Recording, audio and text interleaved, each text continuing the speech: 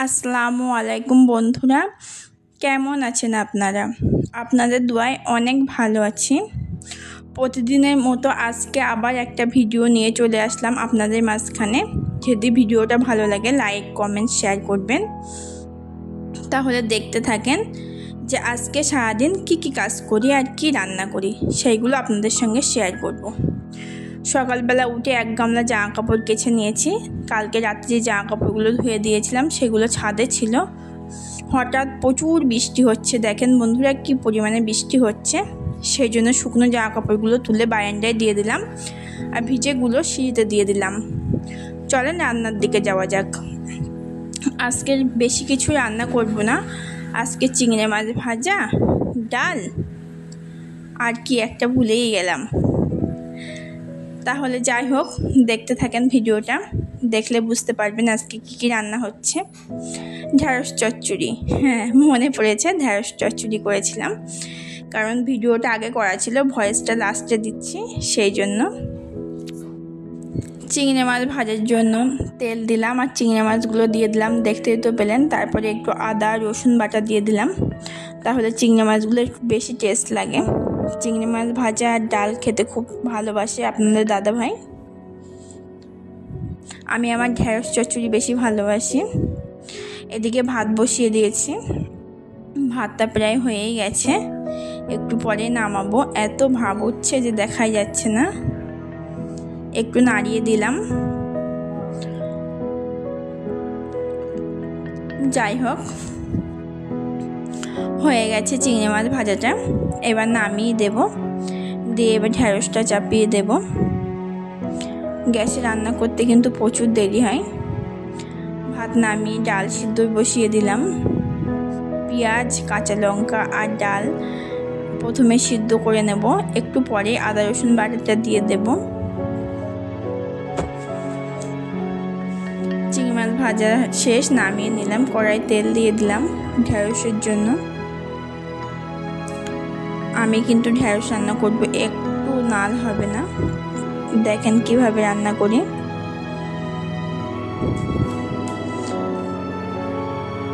পেঁয়াজ দিয়ে দিলাম প্রথমে,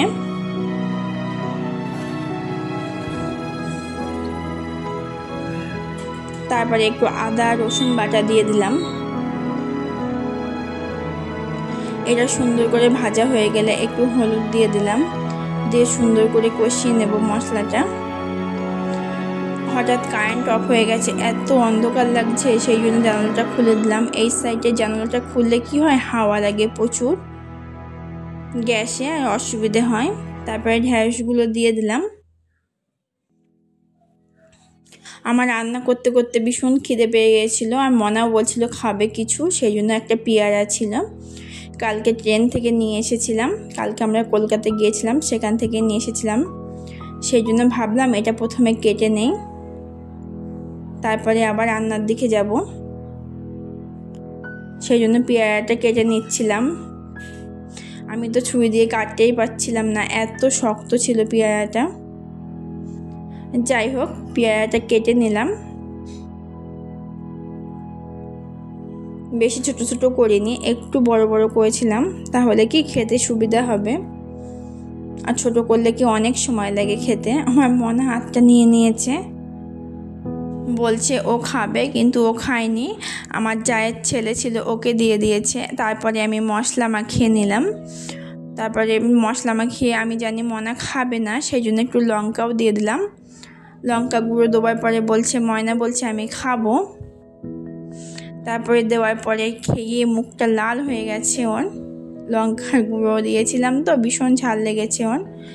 যাই হোক, খাওয়া দাওয়া করে ঢ্যাঁড়সের দিকে চলে আসলাম। দেখেন বন্ধুরা, ঢ্যাঁড়সে কিন্তু এক ফোঁটাও নাল নেই, পুরো ভাজা ভাজা করে নিয়েছি। ঢ্যাঁড়সটা যখন রান্না করবেন আপনারা লবণ কিন্তু দেবেন না।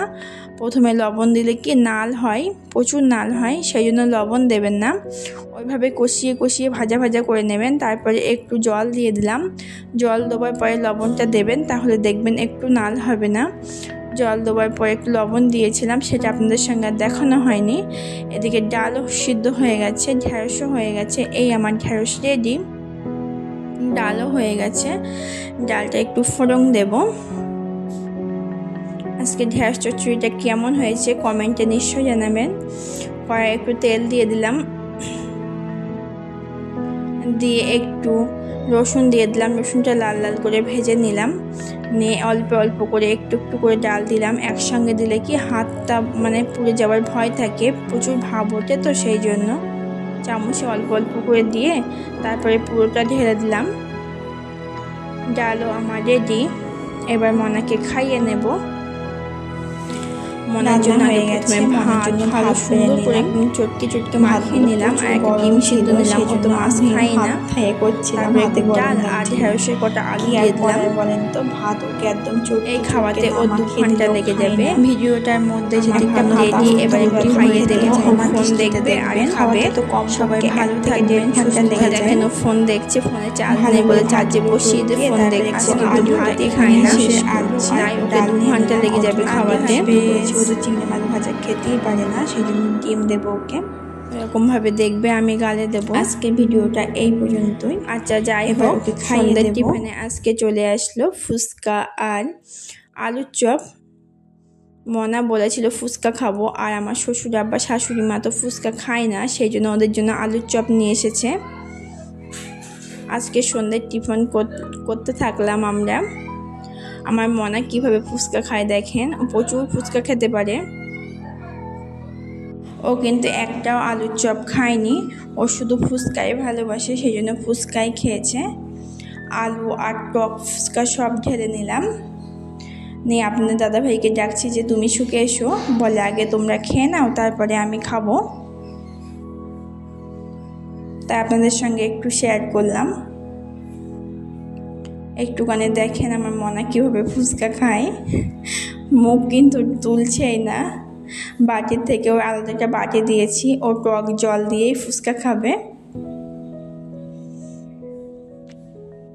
আমি একটা ফুচকার ভিতরে আলু দিয়ে খেয়ে দেখলাম, সুন্দর টেস্ট হয়েছে ফুচকাটা। আজকে ফুচকা তো সব মেয়েরাই ভালোবাসে, তাহলে আজকে ফুচকা খেতে খেতে ভিডিওটা এখানেই শেষ করছি। যদি আমার ভিডিওটার মধ্যে কোনো ভুল ত্রুটি হয়ে থাকে সবাই ক্ষমা দৃষ্টিতে দেখবেন।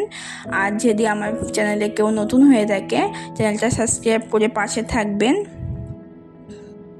সবাই ভালো থাকবেন, সুস্থ থাকবেন, সকলে আমাদের জন্য দোয়া করবেন। আপনাদের সঙ্গে পরবর্তী ভিডিওতে আবার দেখা হবে। ভালো থাকবেন, সুস্থ থাকবেন। আল্লাহ হাফেজ।